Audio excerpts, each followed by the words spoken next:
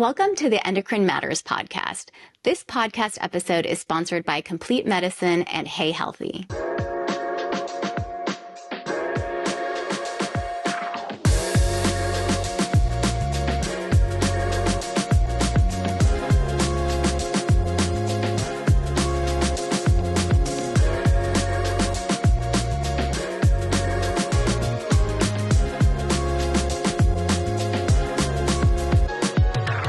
Welcome back to Endocrine Matters. I'm Dr. Arti Thangudu, endocrinologist, direct care advocate, and someone who is deeply committed to helping women navigate their health with real information rather than noise. Today, I have someone I genuinely admire on the show, and I'll admit I was a little geeked out when she had me on her podcast, so I'm thrilled to return the favor.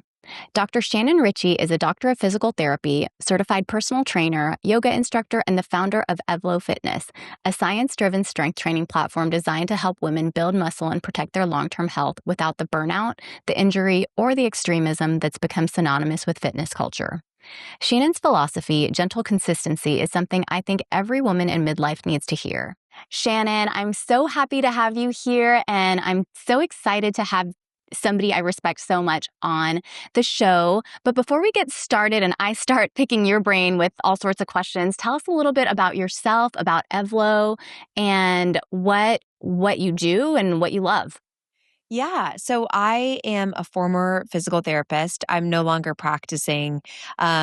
All of my attention goes to Evlo. But the reason I started Evlo, which is a strength training app, was because as a physical therapist, I saw that there was really a missing fitness method that helped people see physical results, so muscle growth, body composition changes, while not also causing a lot of excessive and unnecessary wear and tear on their bodies. A lot of my patients were very fitness-minded and active, but their workouts were tearing up their bodies and landing them on my table week after week. And I didn't really have a trusted method that I could send them to.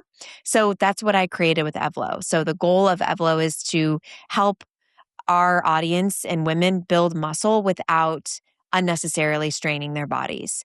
And, I have my own personal experience of overuse, using my body, abusing my body, and not seeing the results that I wanted. So to keep it really short, that's my mission, is to help women build muscle while not compromising their joint health and how they physically feel.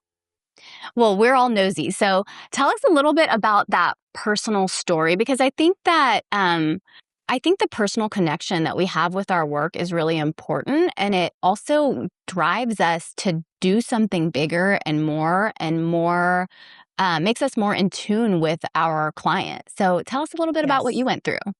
I think you're exactly right. I think, if I didn't have my own history of this, I don't think that I would have created what I created. And so I started in the fitness industry about 15 years ago, doing what a lot of women are told they have to do to be fit. So a lot of cardio, but I was also lifting weights. And then I was also doing yoga, and I was also doing like HIIT classes.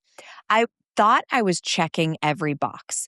All of my workouts left me really sweaty or really exhausted, or I had a big focus on burning calories, was glued to my fitness watch.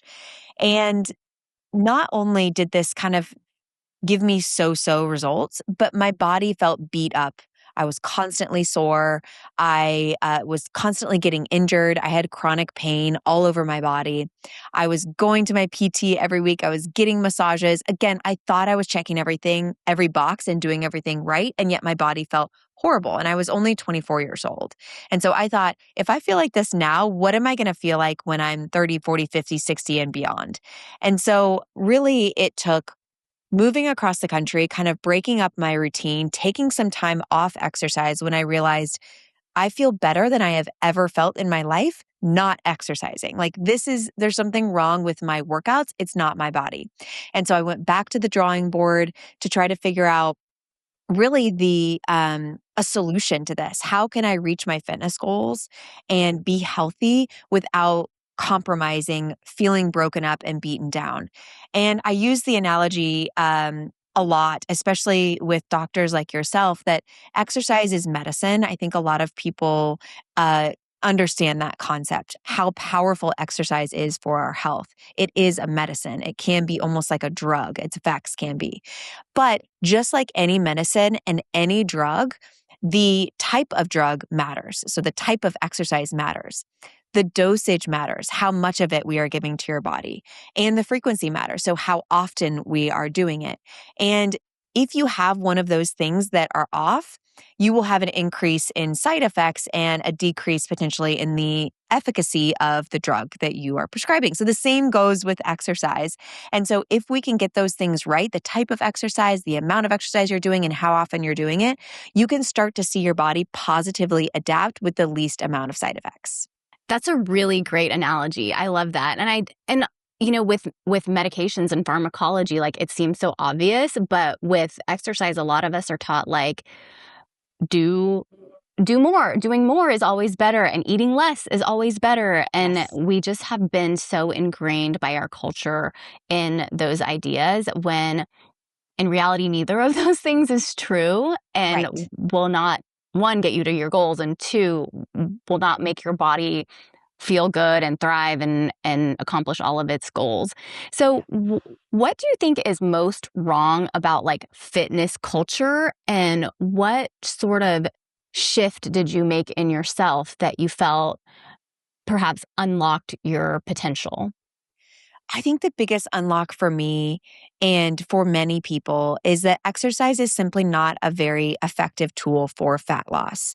When you release that, and I could talk about the science here in a moment, but when you release yourself from using exercise as a tool to lose fat, you start exercising in a smarter way, in a way that loads and builds your muscle tissue, in a way that improves your cardiovascular fitness, but not in a way that is chasing a smaller body. Because study after study show that it's just not very effective.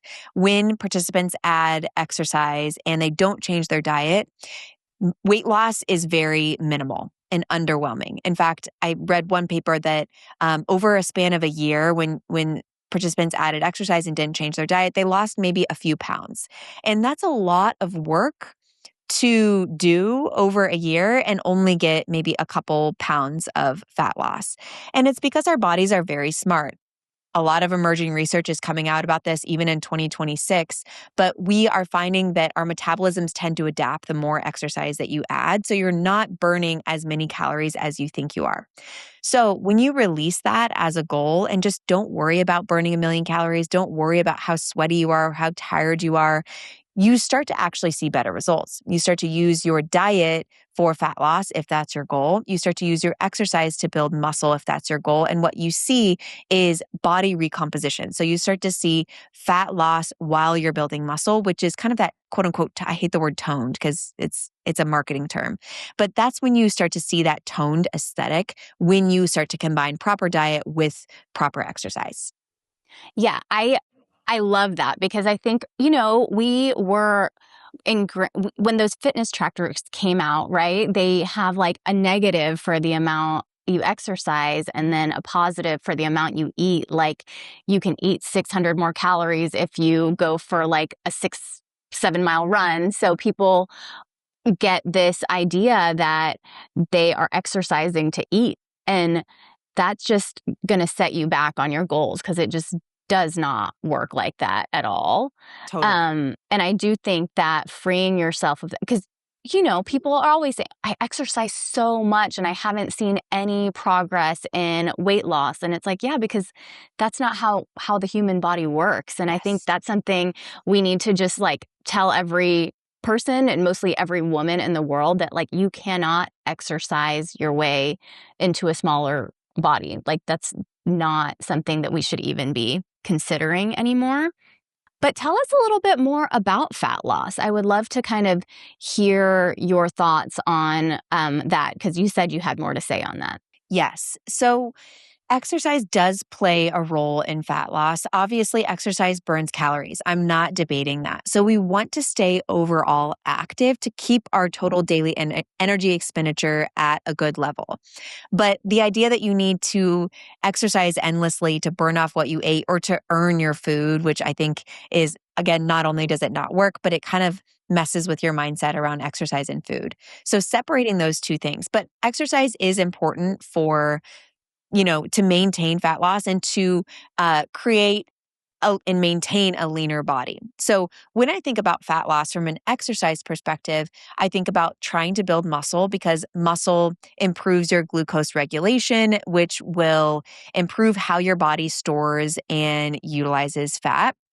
And also using cardio as a tool to keep your energy expenditure high, but more importantly, to improve your heart health and your metabolic health. So I like to recommend about 150 minutes of cardio per week in addition to your strength training.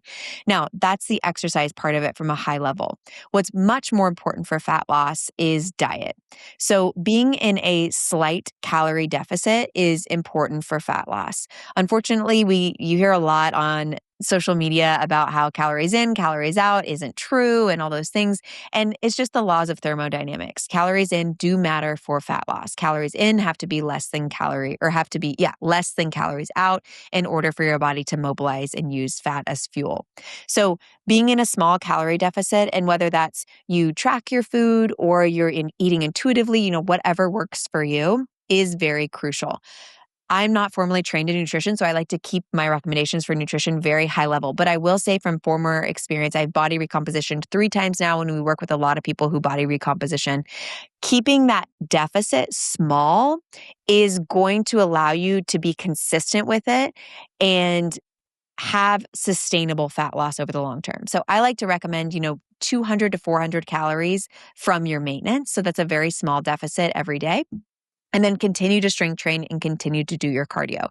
You will slowly see your body composition shift as you're doing that over time. It's certainly not an overnight fix, but we don't want very rapid fat loss because when you have rapid weight loss, you are also losing muscle in addition to fat, which is not what we want. We want to preserve our muscle while you're losing fat, if not build muscle at the same time. Yeah. And I think that what you're alluding to is body composition maybe being the metric that we track over than the number on the scale. And I'll tell you, I personally have moved away from the scale by itself. Like I have one in my bathroom, but I'll sometimes stand on it. But now I have access to an in-body scanner, which isn't the most perfect body composition tool, but I think it gives a lot more information than a scale alone, because the goal is to have more metabolically healthy tissue in your body, and having adequate muscle and a normal amount of fat is metabolically healthier than having those things out of range and trending in that direction as well. So I love that you're sort of alluding to body composition, but now we have tools that if you're really on a health journey and you're trying to increase your muscle and decrease your fat, I think evaluating your body composition through a DEXA scan, we do have those even in the community now, in-body scanner or something that measures more than just the weight, is a far, far more useful tool, because there's so many things that affect your weight on a day-to-day basis. How much salt you ate? Are you dehydrated? Are you about to start your period? Are you just getting off a flight and you're retaining water? There's just so many things, and we can't really celebrate losing weight that is not a healthful way of losing weight and chastise ourselves for gaining weight that's muscle if we can't really make an assessment of ourselves, nor should we, based on a scale. So I think body composition is really the way of the present and the future. And we, especially women, need to get off the scale, honestly. Yeah. I think it really plays with our mental health in negative ways.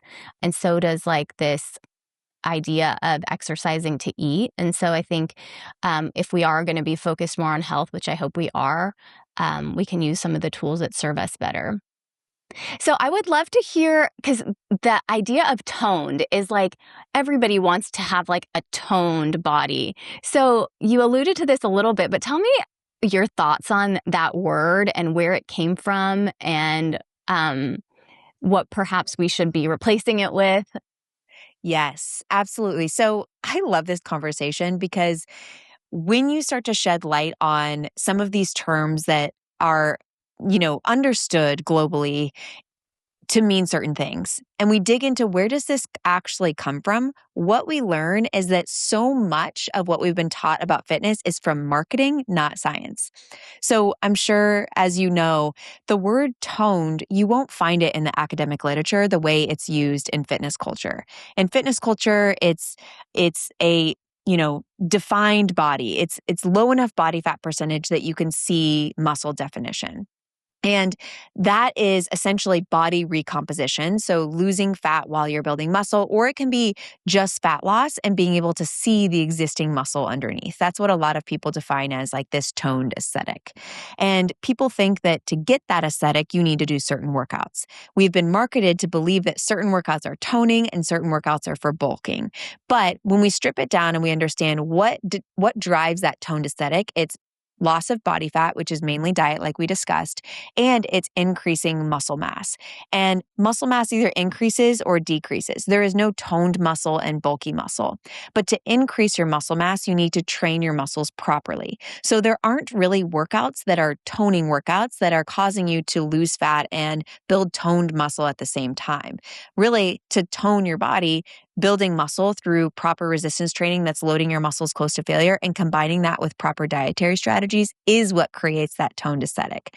But I think it's really fascinating to hear where this word maybe originated. And this might not be its true origins. It probably went back further than this. But when I studied this, I started seeing this really interesting thing that started happening in the 80s.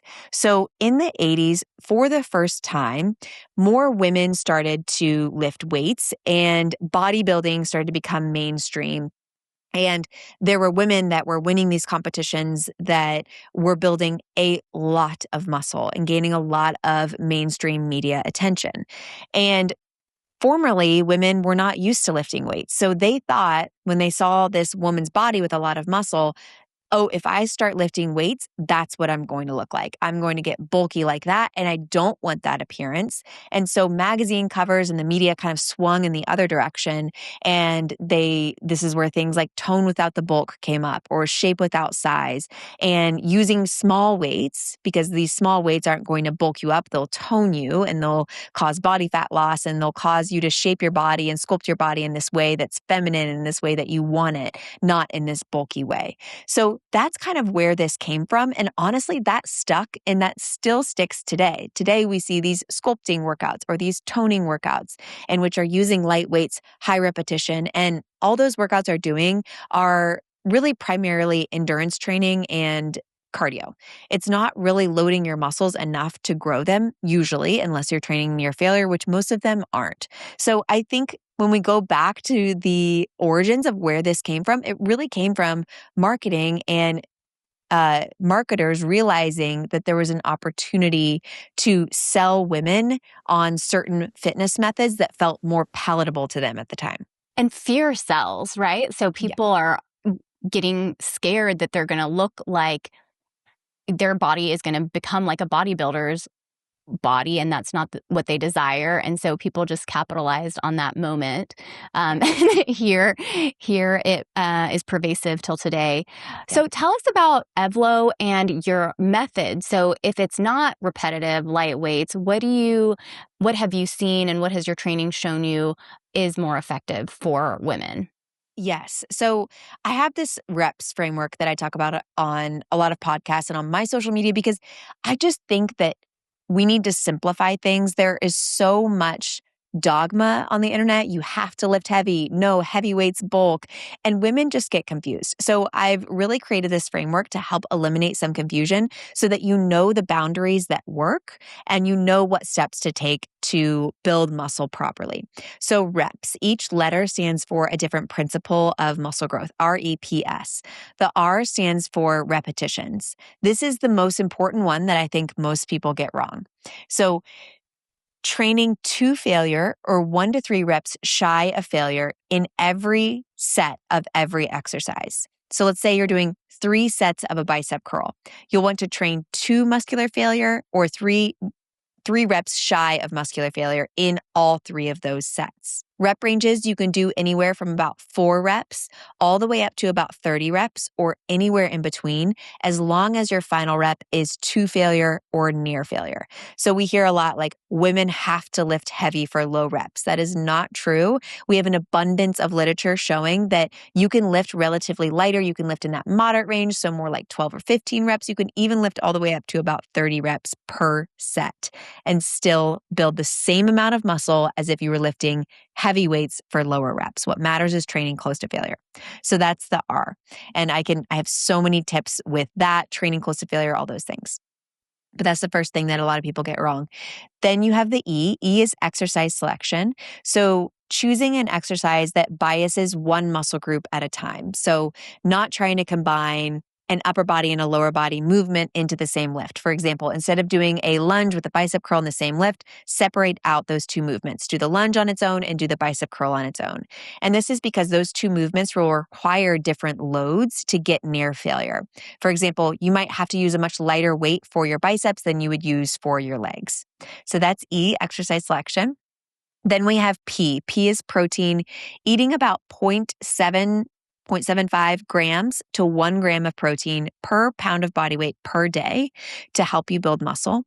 And then the S is structure. So structure is extremely important. Again, something that I think a lot of people get wrong. They do ClassPass, they do all these random workouts, and they have no cohesiveness to their program. And so they're wondering why their body feels bad and they're not really seeing results. It's because muscle growth requires recovery. So working each muscle 1 to 2-ish times per week on non-consecutive days, and then leaving enough time in your week for recovery. I like to take 2 days off lifting where I'm just doing some active recovery, maybe a long walk or a hike. Staying active every single day of the week as much as you can, but taking dedicated time off lifting where your body can really recover. So those are the 4 things from a really high level. And I think if you follow those 4 things over and over, you will see results. But the beauty is there's so much room to play with all of those things. There's not this one rigid way that you have to do things, which I think is very important because women are not lifting weights. And if they are lifting weights, they aren't training near failure to stimulate or even to maintain the muscle that they do have. So finding what works for them within those guardrails is really crucial. I love how you talked about recovery because sometimes people think recovery means just like sitting on the couch like a couch potato. And I love that you qualified recovery with like recovery from strength training and how a walk or like a gentle swim or even biking, that's not a super intense, all of these things can be part of recovery, and it's good to be active even when you're recovering. And then I wanted to get your definition of failure. What is failure so that women can understand am I reaching failure or am I not? I have so many tips with this. And I will say that when you change this one thing, you don't have to add any extra exercise. You just have to dial in what you're currently doing and you will see better results. So training to muscular failure means you are physically unable to do another rep. Let's say there's $1 million on the line and you're like, if you do another rep, you get that $1 million. And you're like, I can't do it. I cannot do one single more rep. That's muscular failure. Now, research consistently shows you don't have to get all the way there, but you do need to get 3-ish reps shy of that point. How you know you are at failure or near failure is to do what I call the rest test. So after your final rep, you're like, I think I'm at failure or I think I'm very close to failure. Stop the exercise, drop the weights, shake out, grab the weights again, and try to continue to do more reps after about a 5-second break. If you could do 3 or more reps, you were fatigued, you are not at true muscular failure. And this is because when you reach that true muscular failure point, your body recruits higher threshold motor units, meaning the bigger, faster, stronger muscle fibers. These are the ones that we want to recruit because these are the ones that we're losing as we age, and these are the ones that account for most of your muscle growth. So when you use and fatigue those fibers, they take longer than just a few seconds to recover. So because you are just taking a short break off, if you could keep going, it means you never actually reached those muscle fibers and stimulated those muscle fibers. So that's a super helpful tool. Another tool is just to go by your lifting speed. So your lifting velocity. When you first do your first couple reps, they might feel kind of quick and snappy, like you can, not that they're easy, but you can do them quickly. As you approach that failure point, you'll find that your speed slows down substantially. Like you're trying to lift the weight quickly, but you physically cannot. That's how you know you're very close to that failure point, when your rep speed really slows down. So those 2 tools, I think you can apply to any lift.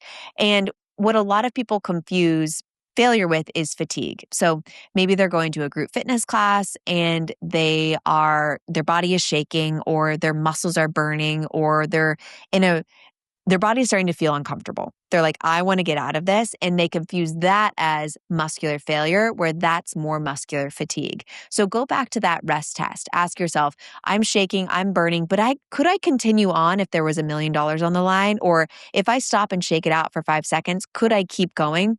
If so, that means you were using those lower threshold motor units, those muscles that are more in charge of endurance and don't have as much capacity for growth as those larger motor units. So those are some really easy tools to use in really any workout to make your workout a lot more effective.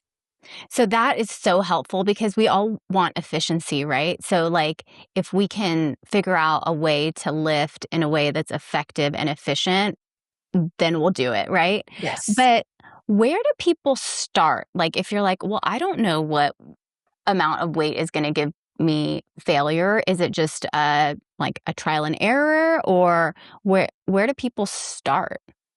It's definitely trial and error. So pick the exercise that you're doing. Let's say you're doing a bicep curl, and I really recommend keeping it so simple in the beginning, choosing exercises that you know how to coordinate, that feel familiar to you. Of course, we have the Evlo Foundations program that can help you walk through all of that. But if you're just starting out on your own and you're like, what weights do I use? What you do is guess. So pick up a weight that you feel like would be challenging for that specific exercise. And don't give yourself a rep count. Just do as many reps as you possibly can with that weight. What you might find is if you give yourself 10 reps, if you're like, okay, I'm going to use biceps, I'm going to do 15s for my bicep curls, and I'm going to do 10 reps of this. What you might find is you get to that 10th rep, but you could actually do 15 or 20 or 25 reps with the weights that you've selected. And because you weren't 3-ish reps shy of that failure point, that won't be a very stimulating set. So grab weights that you feel like would be challenging and just do as many as you can and try to get close to that failure point. There's going to be trial and error with this, because what I love about weightlifting is, especially women, we underestimate ourselves and we pick up weights that are too light a lot of times. And if it's too light, that's okay. Just keep going. Just, maybe you're getting in that higher rep range. You're approaching, 30 reps, but maybe that means you can pick up something heavier in the next set and do fewer reps. That's the beauty of it, is that as long as you're approaching that muscular failure point, the reps anywhere between 4 and 30 don't really matter. Okay, that's really helpful. And also, you can change between sets. So I think, Yes. And as you do it more, you will have a better idea of the weights you need for certain things. So I think it's one of those things you got to start somewhere. Exactly. It is unfortunately some trial and error, but it's like you're your own little scientific experiment. Like you're just constantly, and I'm constantly tweaking. Like you just kind of have to get used to that with exercise, because your body changes, seasons of life change, preferences change. So it's always trial and error. Okay, so a lot of our audience is women in midlife, and I know this is like a topic that is super hot with perimenopause and menopause. Have you noticed any changes that come in that phase of life for women? And do you have any recommendations or changes women should consider during that period of life? Absolutely. So first of all, I want to debunk some myths that are currently circulating that I think are discouraging to a lot of women in midlife because I'm hearing from them.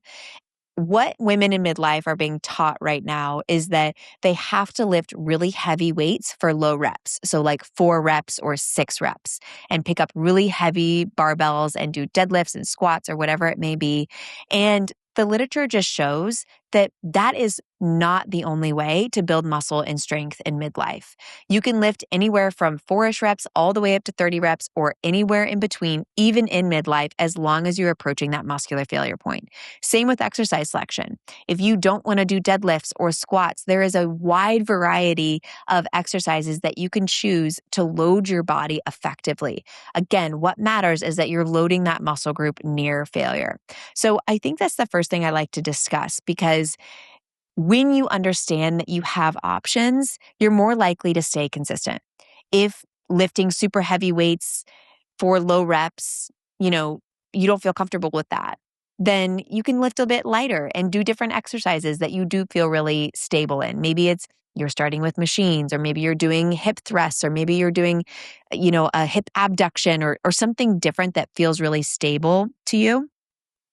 So that's the first thing I think that we need to discuss, is that rep range that I talked about in that reps framework still applies to women in midlife. However, saying that, the biggest thing in my mind that's changing during midlife is recovery capacity. And this is for a variety of reasons. Hormonal disruption may make sleep worse, which may make recovery harder, which may make your workouts feel more like you're trudging through mud. And so sometimes when your recovery is lower, using those lower rep ranges can actually be advantageous. Now, this isn't to say that the higher rep ranges don't work. It's just that sometimes lower rep ranges, so, anywhere from like 10 or below, might just feel less overall fatiguing for you. And you might feel like you recover better in between sessions. So I say that, it's not true that women have to lift heavy during midlife. Like, that's not the only thing that works, but it could be a good tool for you to start to do those lower rep ranges. Maybe you're in 8, 9, 10, 11, 12 range instead of like 15 to 30 range.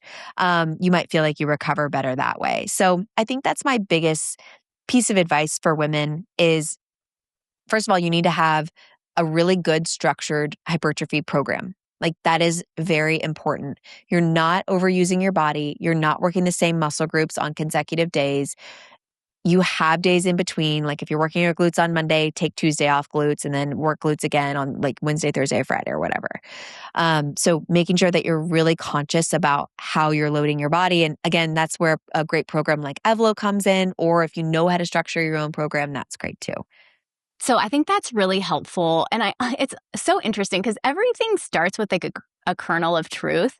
Yes. And so I think, this idea that women in midlife have to lift heavy maybe came from that. People are feeling better as far as recovery. And then somebody said that that's the only way. And I think it's just a beautiful way to say that, like, there's not just one way. There's not just one way for every person. Every body is different. Everybody's life is different. Everybody's lifestyle is different. So there are multiple ways to achieve your goals, and your goals get to be your goals. They don't have to be your next door neighbor's goals, Yes. So I think that's super helpful. Okay, so this is one of the last questions I'm going to ask you, and it's Pilates. Pilates is like all the rage. Pilates, Legree, solid core, the higher intensity ones, the lower intensity ones. What are your thoughts about Pilates? Because it feels like everybody is doing it. And I've been doing Legree for years too. So I'm curious, kind of, what's your thought about this trend? Is it good, bad, somewhere in between? What are your thoughts? Yes. So whenever I get asked about Pilates, I always say the majority of the methods out there do not build muscle. The majority of them are not following the principles of hypertrophy, the ones that I laid out, which is training near failure, choosing exercises that bias primarily one muscle group at a time, structuring your workout so you aren't overlapping muscle groups and overusing your body. Most of them are not following those things, but we can always go back to first principles and say, okay, insert your method. Because whenever I say, I like to not be dogmatic about this and say yes or no, because always we have someone come in and say, well, my method does these things. And so therefore it is effective. So it's like, okay, well, I want to teach everyone how to kind of think for themselves and evaluate any method, which it just goes back to that reps framework. So are you training near failure in under 30 reps? One of the issues from a lot of Pilates workouts is that the rep ranges are too high. You're holding things for minutes on end. And so it's really more endurance for the muscles than it is a stimulus for muscle growth. Going back to exercise selection, are you doing a complicated exercise where you're working your upper and lower body at the same time and you're really just focused on not falling off the reformer? You're not focused on really stimulating one of those muscle groups close to failure.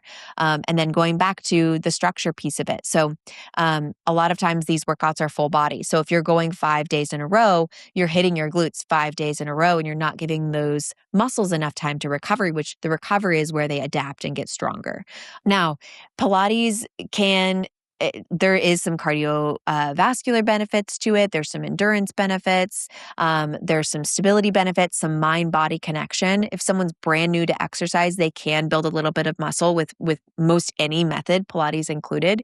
But I will say that a lot of the benefits that you're getting from many of those popular methods, you would also get from a very well-rounded, well-structured strength training routine. Strength training routines get the reputation of being bad for your joints, not good for flexibility, not good for core strength, not good for mobility. And that is the furthest from the truth. A well-structured strength training routine can increase your flexibility and mobility as much as stretching. It should be targeting your core muscles, so your abdominals, the side of your body, the back of your body, training those muscles close to failure so it can absolutely be good for core strength. And it's not bad for your joints. In fact, it's probably better for your joints because you are properly loading bone to stimulate bone density. You're loading your muscles, and muscles attach to the bone via a tendon, so you're improving your tendon strength. So do I think that Pilates is bad or wrong?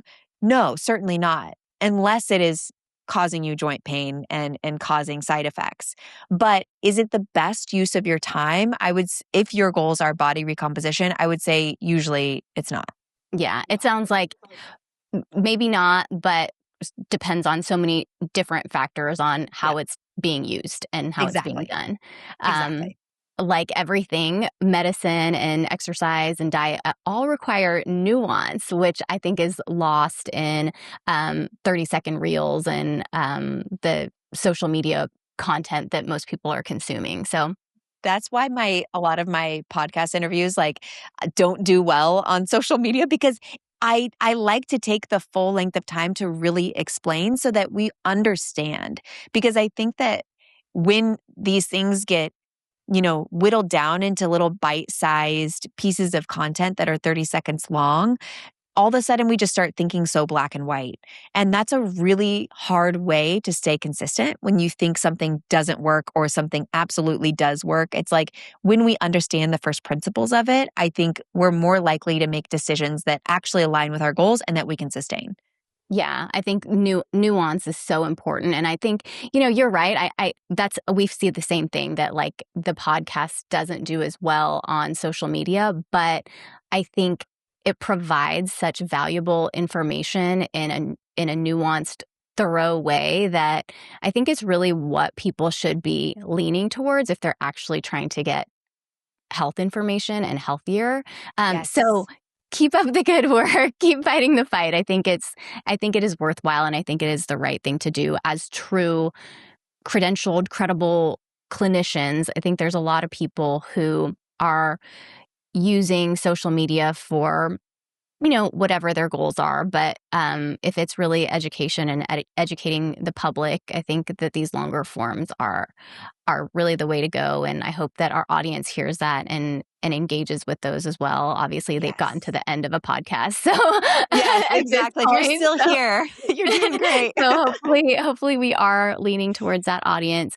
Okay. And as we wrap, tell me about your baby, about Evlo. Like how do people join you, find you, and what do they need to know about your program? Yes. So, Evlo, I'm the founder of Evlo. It's my passion.